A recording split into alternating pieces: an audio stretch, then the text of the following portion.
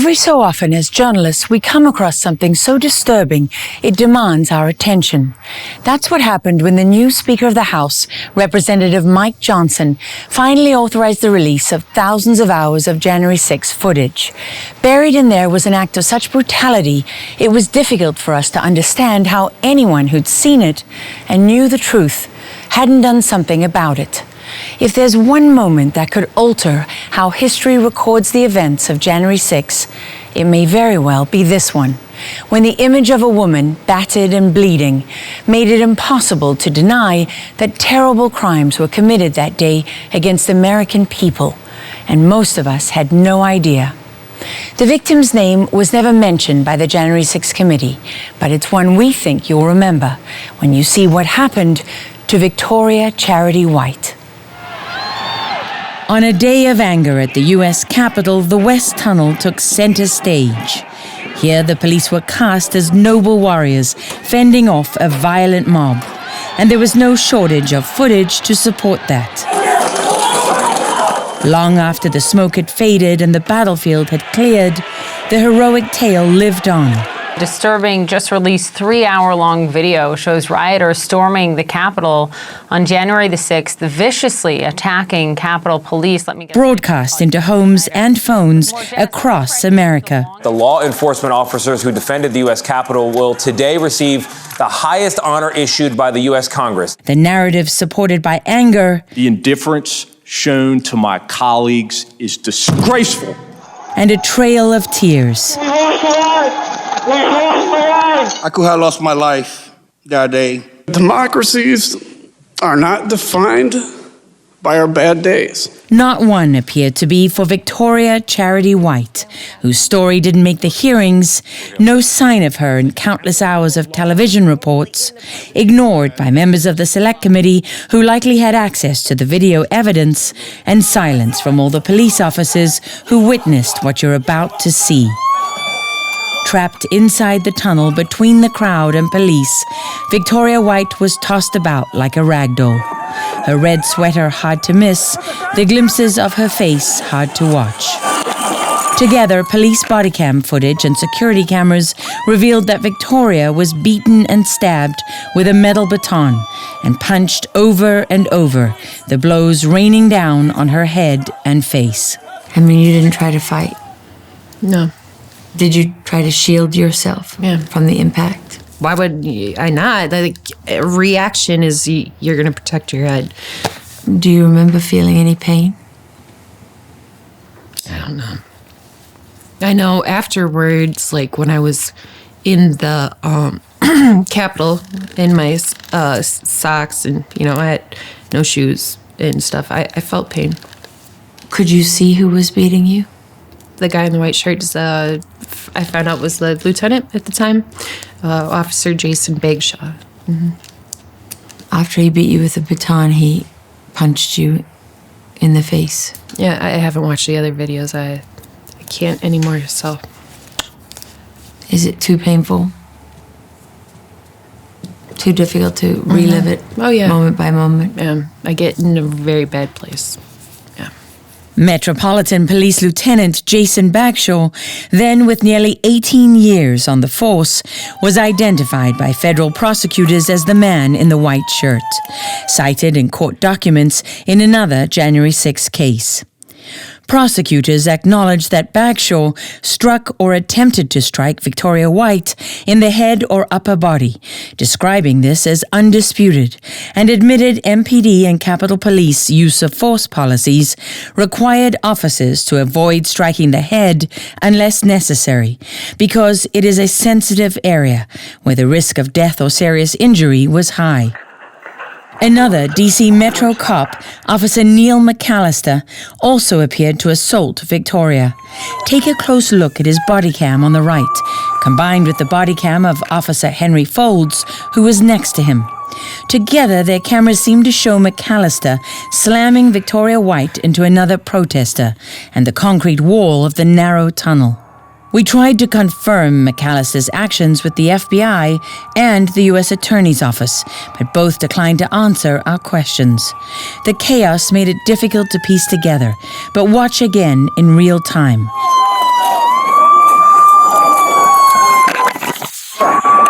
Notably, McAllister's body cam was missing footage at a critical moment. This clip ended abruptly, and when the next clip began, the screen was completely white for almost half a minute, and 15 seconds were missing from the timestamp. We turned to the security camera to see what happened during that time. It showed Lieutenant Bagshaw repeatedly punching Victoria on the side of her head. When McAllister's body cam resumed, Victoria was still under assault. Another unidentified officer in a black uniform could be seen stabbing her with a baton again and again, then seemed to grind the weapon into her body. We knew this was not McAllister because, as you can see from his body cam, he was wearing a yellow jacket and both his hands were empty, no baton. Court documents led us to the body cam of Officer Sarah Beaver, which we matched precisely with security camera footage.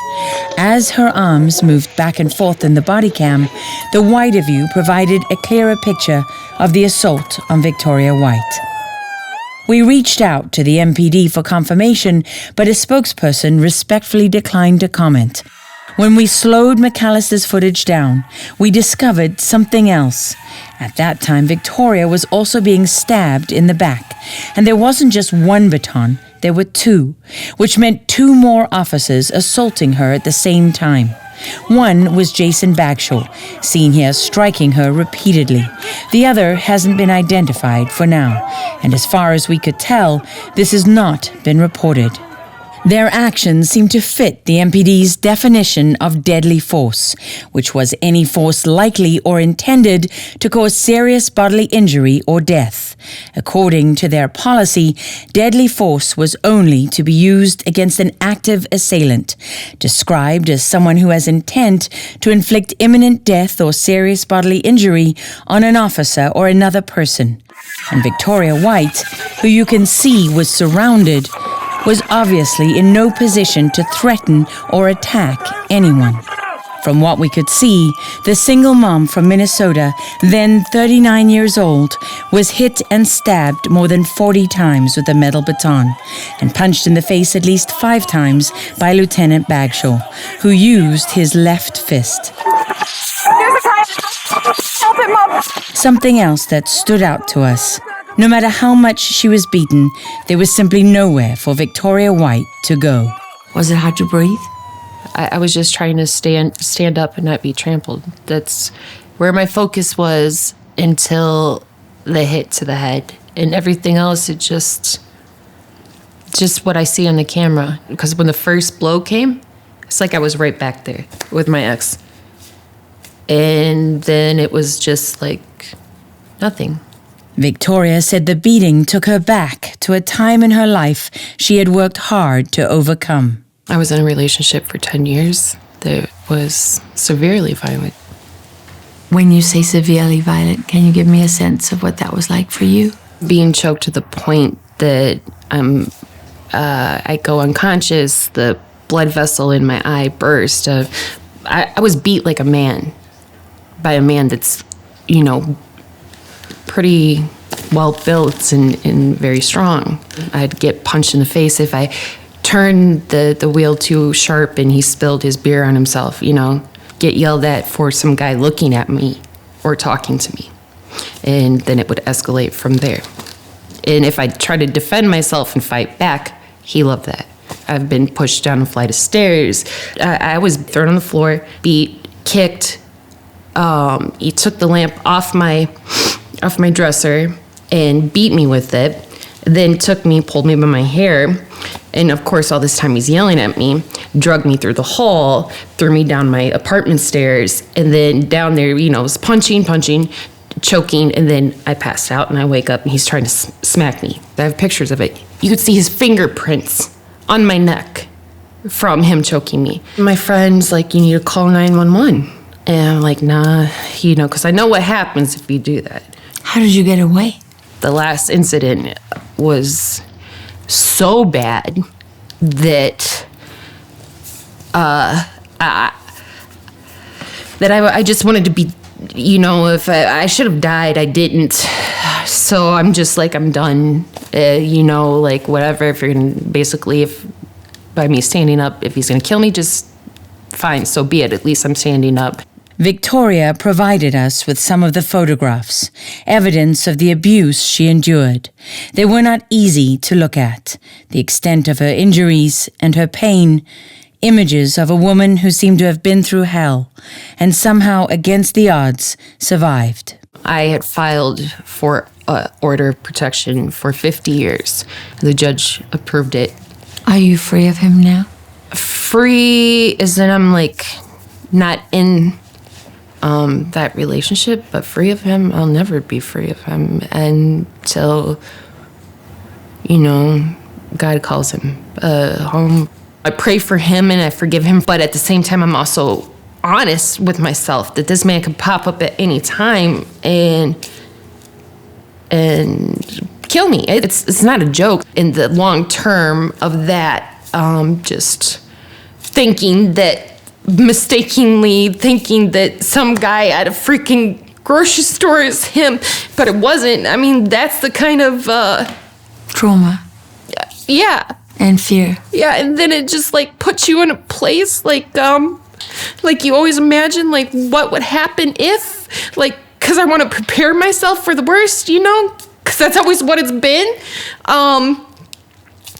And so it hit, like, when it happens and it's not, but it's like too late because I'm already in that situation and like I'm froze and I'm not running, I'm not doing anything. And that's what you have to live with.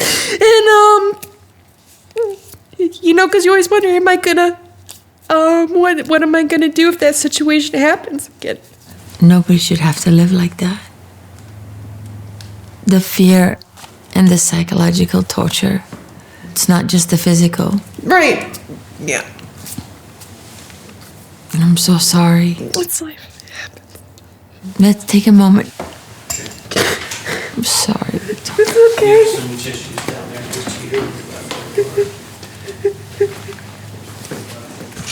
It was one of the most difficult conversations I've experienced in more than 35 years of reporting, and there have been many that threatened to break me.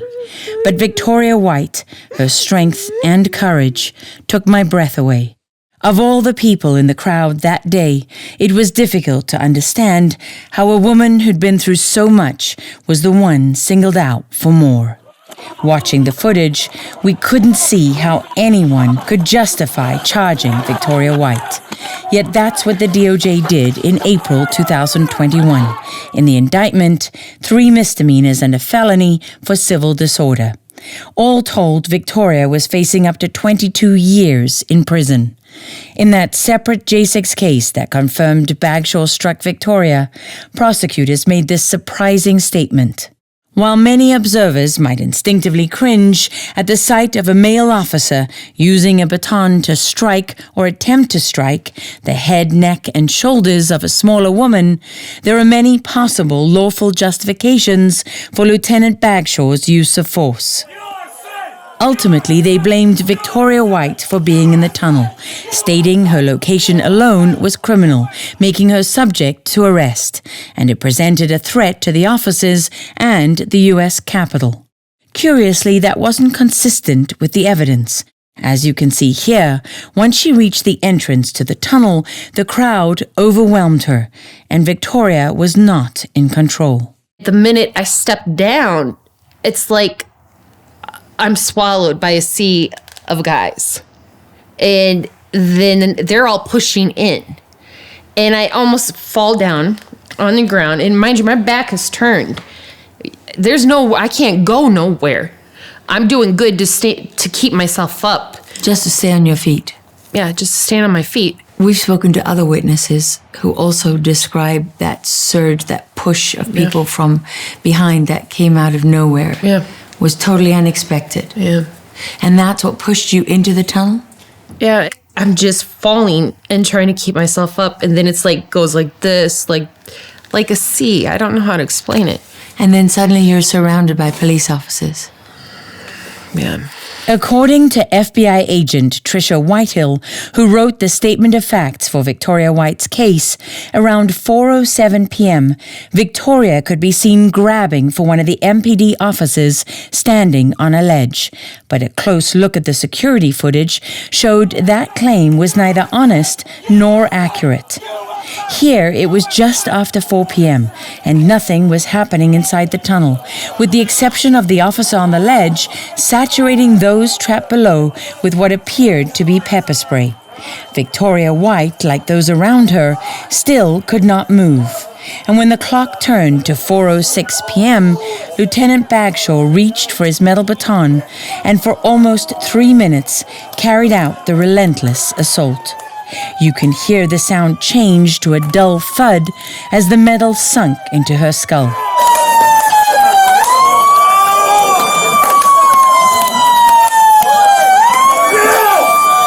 When Victoria White's arms went up into the air at 4:07 and 16 seconds, in front of the officer standing on the ledge, she was fighting to stay alive. The officer did nothing to stop Bagshaw beating her. Instead, he pepper sprayed Victoria in the face at close range twice. We reached out to Agent Whitehill and the FBI press office in Minnesota, but were referred to the U.S. Attorney's Office in Washington, D.C. The public affairs specialist there politely declined to answer our questions. One of the things we wanted to know was why FBI agent Whitehill wrote, as the video progresses, the MPD officers attempt to push White back with their riot shields and fend her off with a baton. Once again, that was not what the evidence showed. It's obvious from the tunnel security camera footage that the only person fending anyone off was Victoria White, and the idea she was a threat to the officers was absurd. Listen as one of the protesters, a man right next to her, pleaded with Jason Bagshaw. No, please! Please don't beat her! And it didn't end there. Prosecutors speculated it's possible that Lieutenant Bagshaw struck her for no justifiable reason.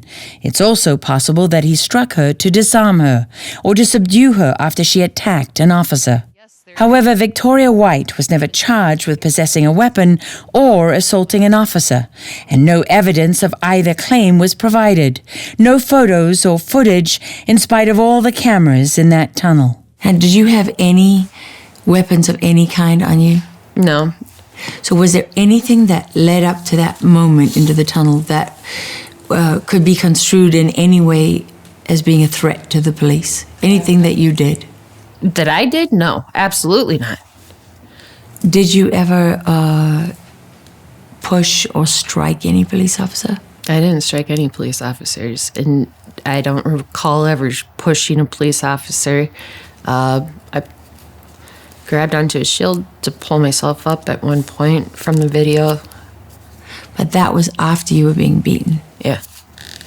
We could find no evidence of any MPD officer disciplined or charged for their conduct on January 6, and most incidents investigated by the MPD Use of Force Board were deemed justified. But we did find Jason Bagshaw, Neil McAllister, and Sarah Beaver among those who received the MPD's Ribbon of Valor at their annual awards ceremony some 9 months after January 6. Bagshaw was promoted a few months later in 2021, and again the following year on April 7th, when he reached the rank of commander and took over running the MPD Special Operations Division. Prior to January 6, Jason Bagshaw was a hated man among far-left activists and members of Antifa.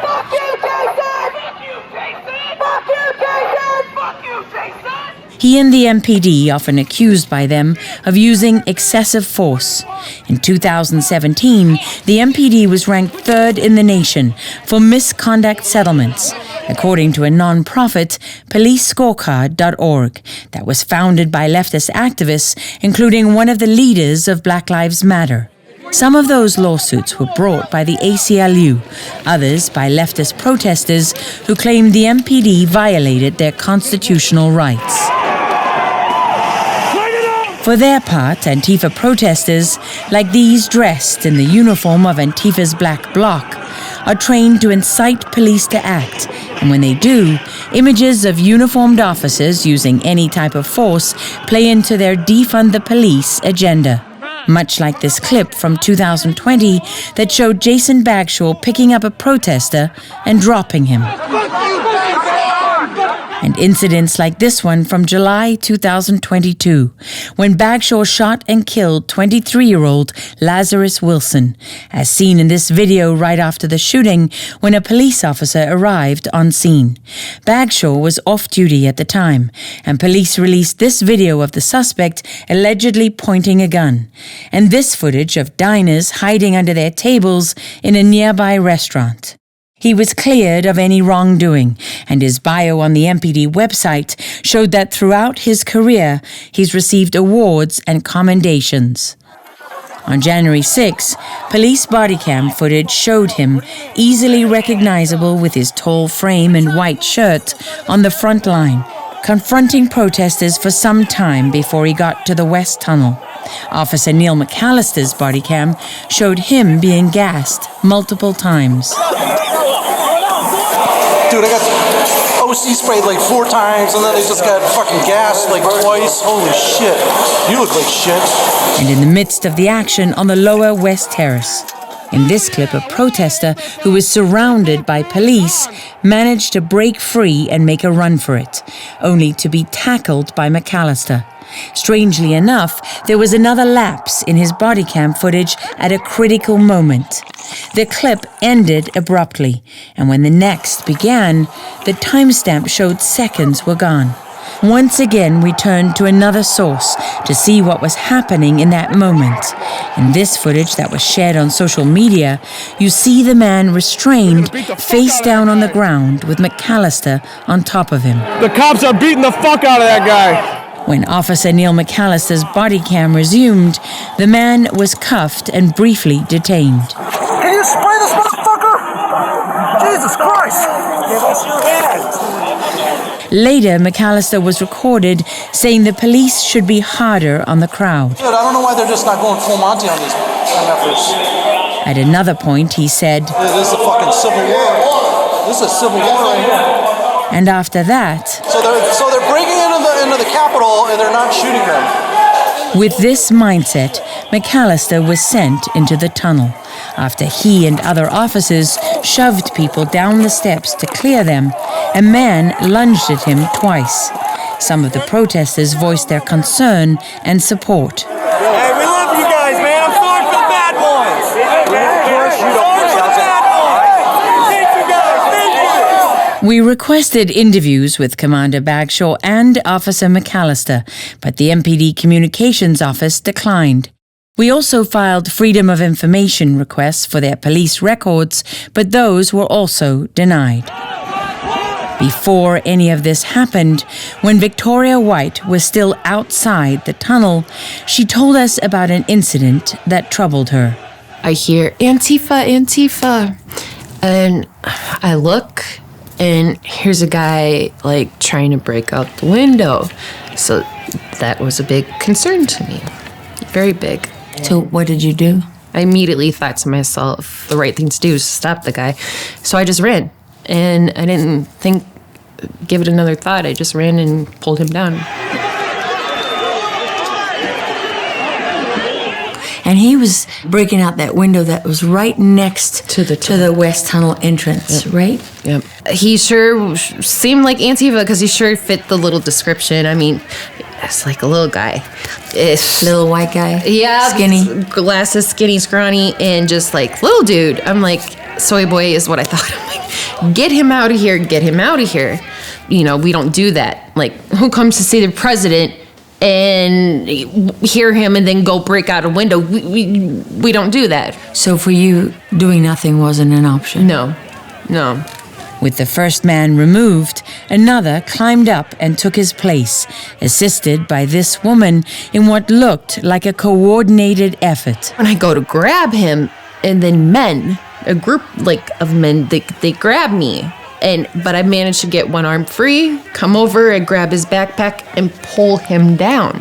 Then it was then that I realized, like, oh no, like, they don't want me stopping. No one, they want this. Like, something, I remember hearing, you know, like, before, and Antifa said that they would infiltrate and dress like Trump supporters and things like that. Little did I realize at the time that there's feds. Undercovers and confidential human sources. CHSs, yep. The official line was that Antifa had no role in the violence that day, but for many that was undermined early on by curious footage like this that went viral. People online claimed it showed Antifa operatives switching out their clothes, although these individuals remain unidentified. Victoria White was no stranger to conflict.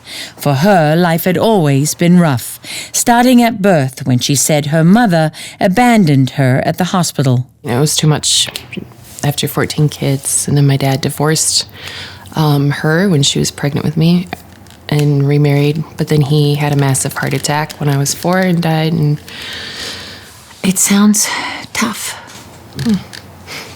Was it? Yeah. Were you poor? Oh, yeah.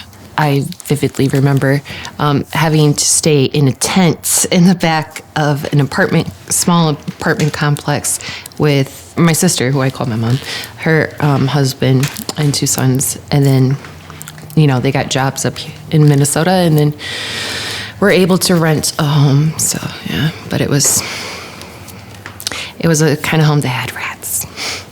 That had rats? I hate rodents to this day, yeah. Did you have enough to eat? Most of the time it was like things like pancakes, like breakfast, lunch, and dinner, but well, sometimes we'd have like squirrel. Squirrel. Wow. Yeah. You said you called your sister Mom? Mm-hmm. Why? Because I didn't know at first that she was my sister. I was just told, you know, she was my mom. Yeah. Till I got a little older, so. How did you find out? One of my sisters, I just remember she was like saying to my nephews, who I call my brother, like, "You're not their sister, you're our sister." And I was like, what? You know, I always thought, these people aren't my family, I'm a princess or something type thing, but that wasn't the case. She was like, Mary's your sister.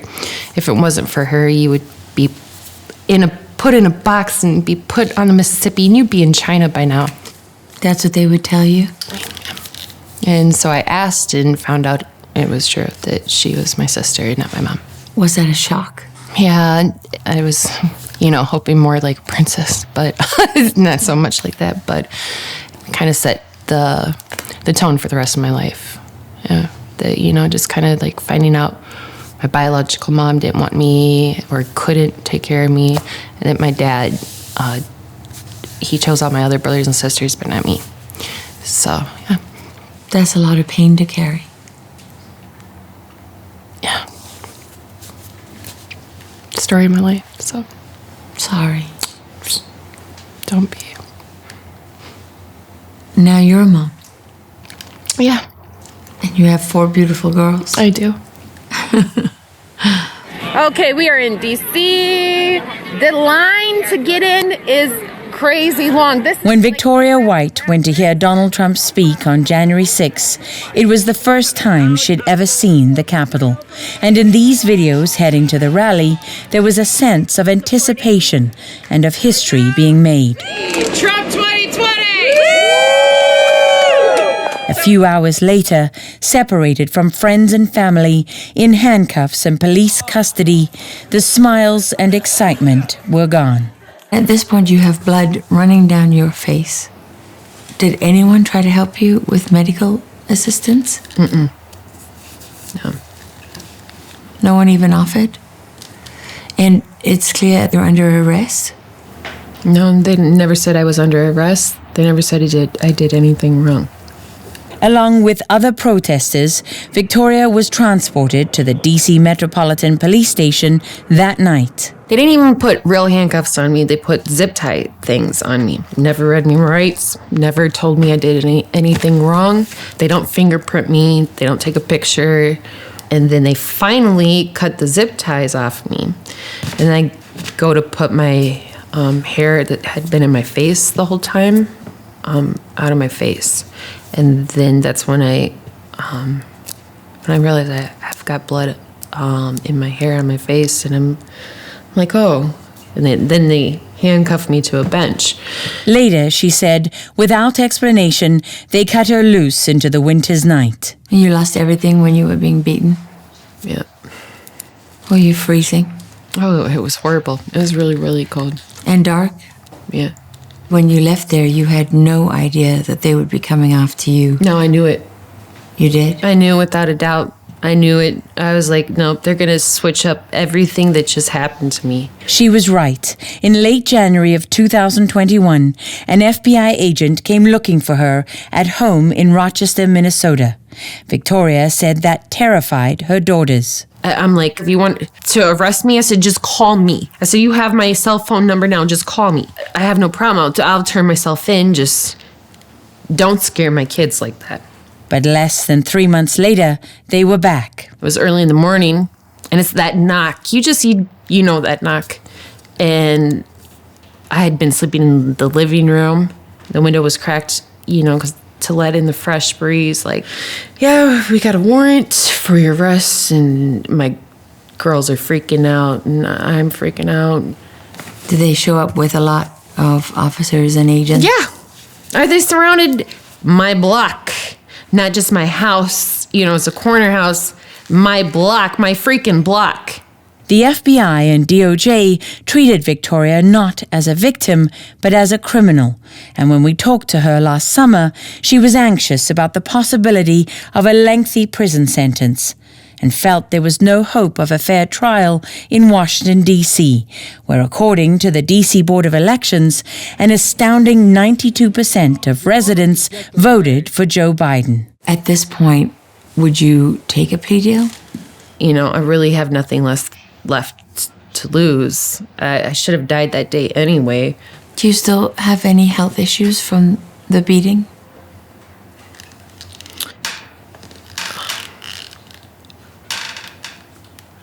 Can you get any help? Victoria did end up making a deal almost 3 years after January 6. On November 20th last year, she reluctantly pled guilty to a single felony for civil disorder. The prosecutor asked the judge, John D. Bates, to lock her up for 4 months, citing her criminal history from a troubled past, mostly from driving while intoxicated. But the judge sentenced her to 8 days in jail to be served over 4 consecutive weekends, a $2,000 fine, and 3 months home confinement.